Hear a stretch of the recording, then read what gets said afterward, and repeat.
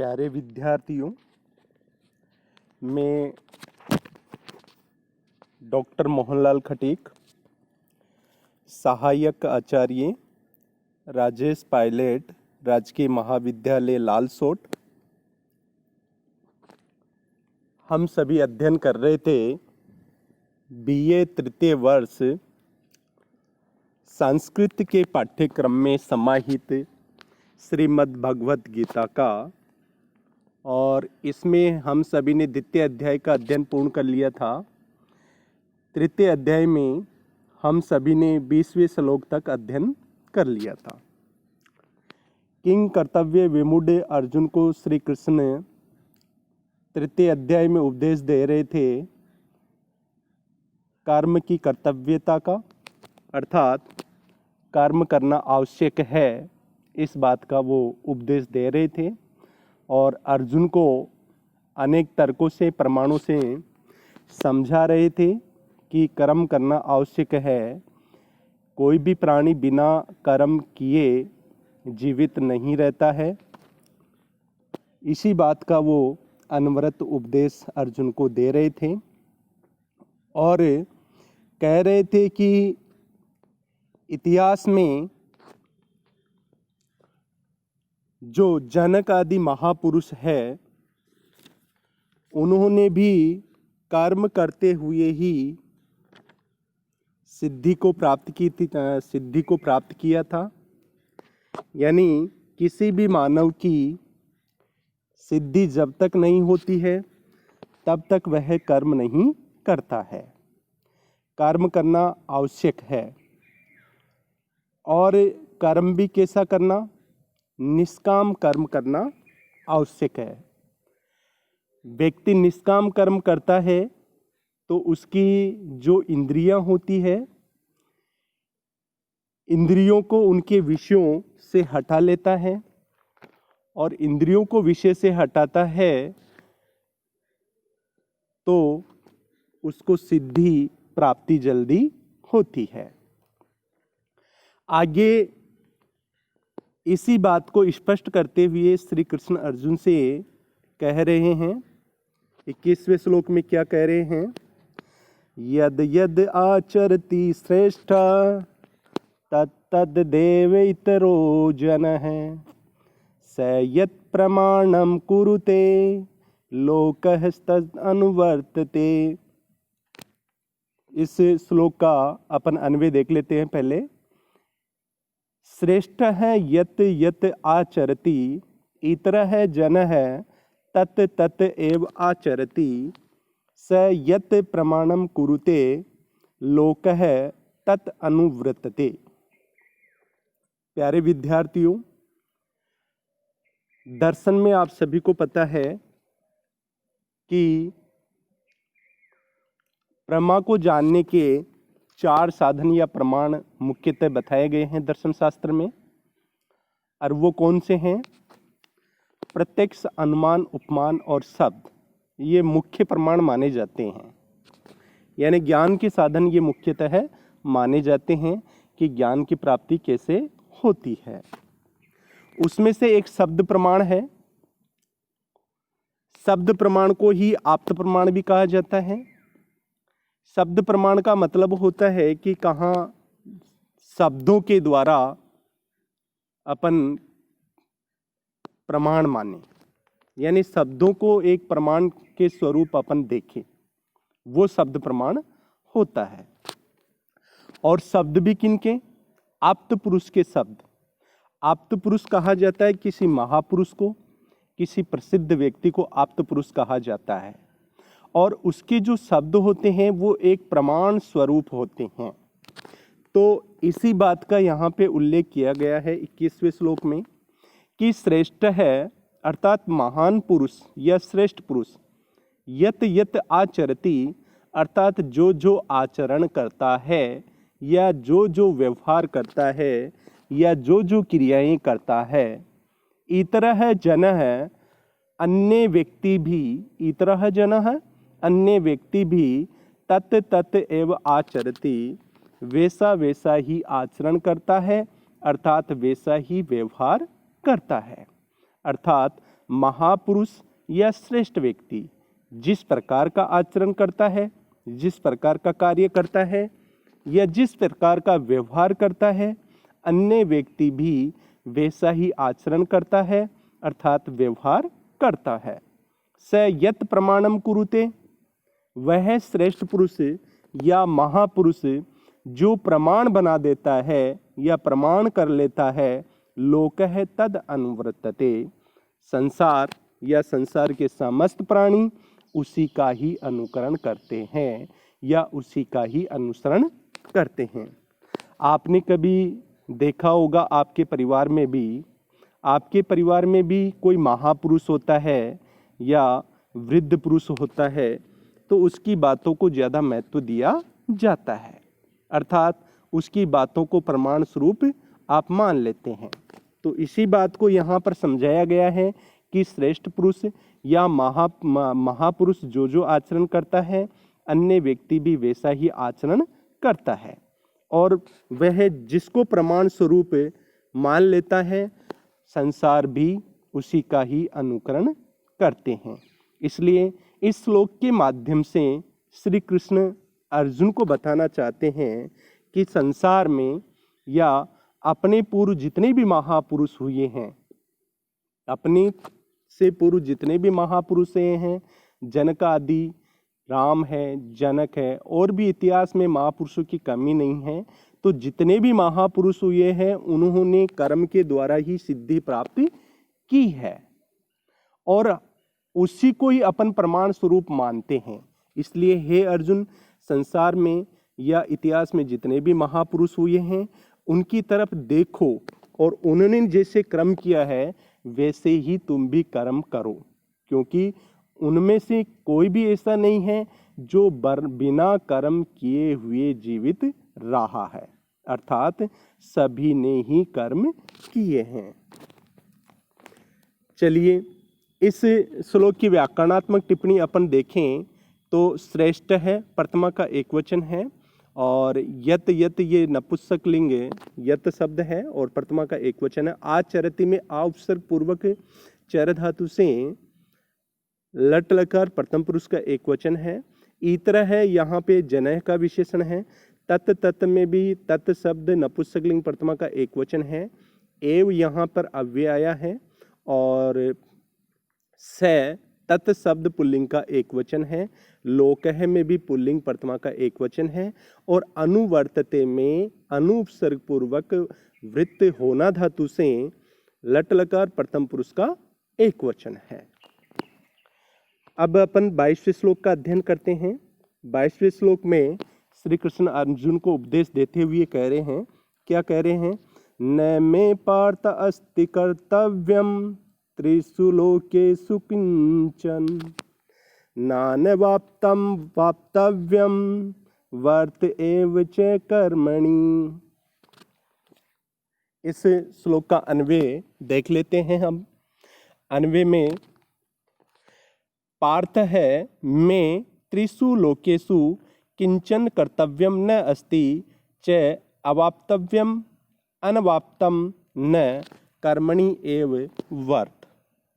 पार्थ अर्थात हे अर्जुन, पार्थ हे अर्जुन, मैं अर्थात मेरे लिए या मुझे त्रिषु लोकेषु अर्थात तीनों लोकों में, त्रिषु लोकेषु अर्थात तीनों लोकों में, किंचन कर्तव्यम अर्थात कुछ भी करने योग्य, किंचन कर्तव्यम अर्थात कुछ भी करने योग्य, न अस्ति अर्थात नहीं है। हे पार्थ, मुझे या मेरे लिए इन तीनों लोकों में कुछ भी करने योग्य नहीं है। च और अवाप्तव्यम अर्थात प्राप्त होने योग्य वस्तु, अवाप्तव्यम अर्थात प्राप्त होने योग्य वस्तु, अनवाप्तम अर्थात अप्राप्त, न अर्थात नहीं है।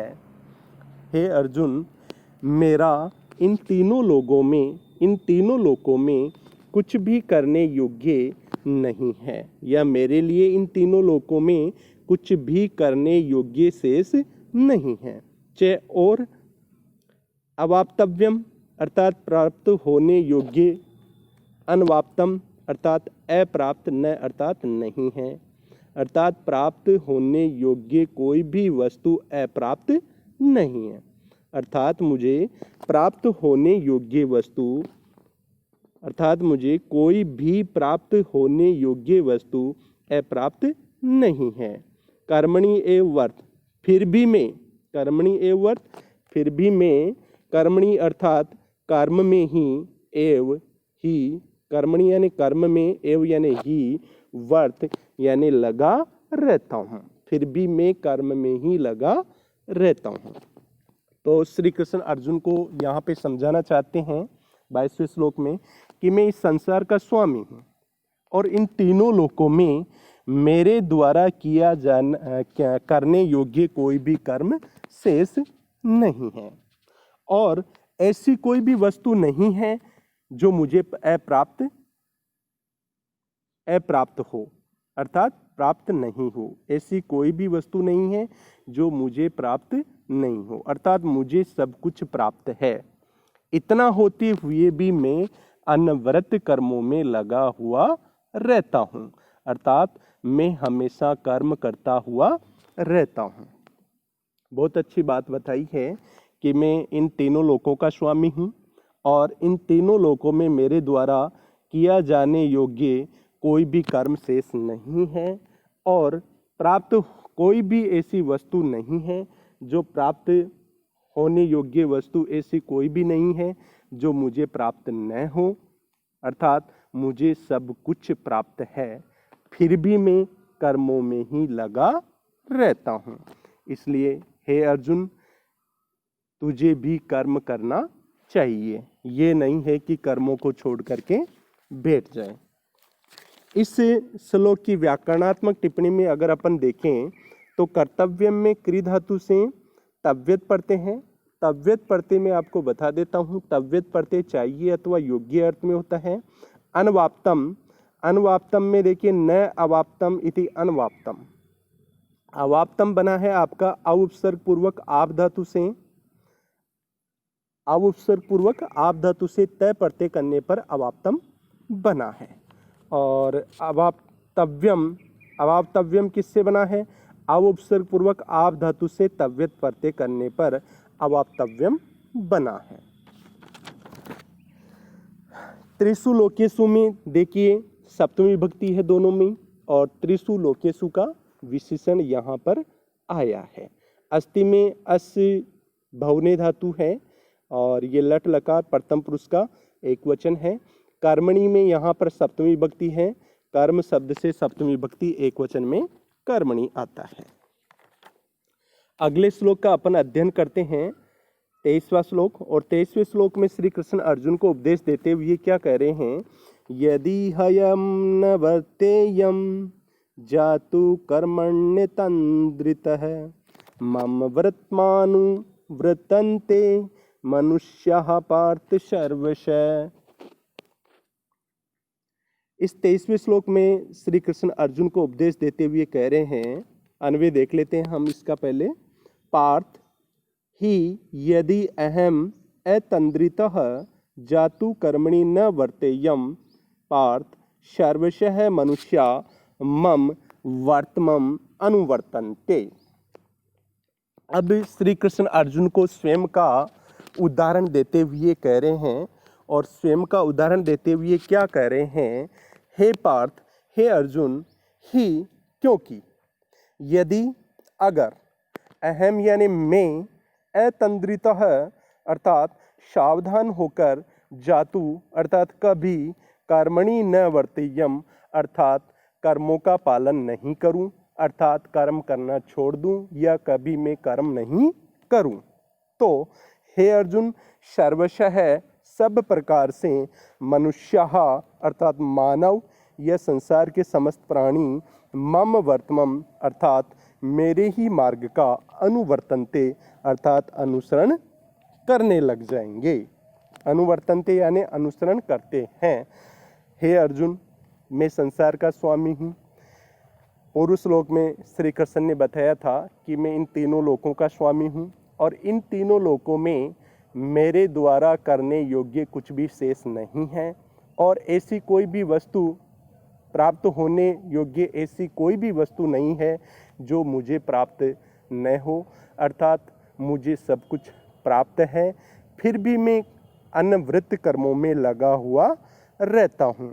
फिर भी हे अर्जुन, क्योंकि यदि मैं अनवृत्त कर्मों में लगा रहता हूँ, क्योंकि अगर मैं सावधान होकर कभी कर्मों का त्याग कर दूं या कर्म करना ही छोड़ दूं, तो सभी प्रकार से इस संसार के मनुष्य मेरे ही मार्ग का अनुसरण करने लग जाएंगे, अर्थात मेरे ही मार्ग का अनुसरण करेंगे। मैं उनके लिए श्रेष्ठ पुरुष हूँ। संसार के सभी प्राणी मेरे ही मार्ग का अनुसरण करते हैं, और यदि मैं कर्मों को करना ही छोड़ दूं तो संसार के सभी प्राणी भी कर्मों को करना छोड़ देंगे, अर्थात कर्मों का त्याग कर देंगे, और वह उचित नहीं होगा। और कर्मों का त्याग करने से क्या होगा, इसी बात को स्पष्ट करते हुए वे 24वें श्लोक में बता रहे हैं। इस 23वें श्लोक में अगर अपन व्याकरणात्मक टिप्पणी पे ध्यान दें तो देखिए, ही यहाँ पे अव्यय है, और अहम में अस्मत् शब्द प्रथमा का एक वचन है, जातु भी अव्यय है, कर्मणि में सप्तमा का एक वचन है, और वृत्तेयम यहाँ पर विधिलिंग का एक वचन है, और अतंद्रित न तंद्रित नंगे समास है, मनुष्य में प्रथमा का एक वचन बहुवचन है, और अनुवर्तनते में लट लकार प्रथम पुरुष का बहुवचन है।